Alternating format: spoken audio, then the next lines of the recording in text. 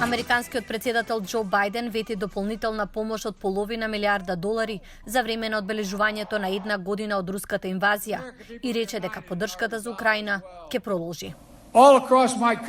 Насекаде низ мојата држава и во големи и во мали градови, украинското знаме се вее на американските домови. Во текот на изминатата година, демократите и републиканците во нашиот конгрес се обединија во заложбата за слобода, рече Бајден. Одговорот на американските законодавци во првите денови од инвазијата беше брз со широка поддршка, за која повеќето велат дека е клучна за американската безбедност.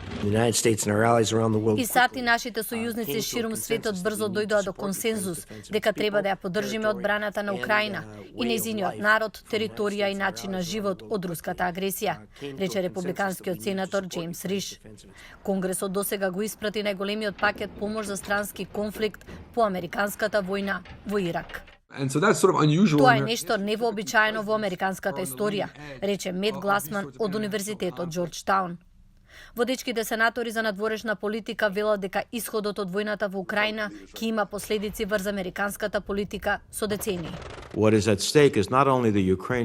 Она што е во прашање не е само слободата на украинците, која сама по себе е важна, туку и фактот дека не можете со сила да земете територија на друга држава, бидејќи ако тоа стане правило, има многу авторитарни лидери кои ќе настојуваат да го направат тоа, рече демократскиот сенатор Роб Менендес.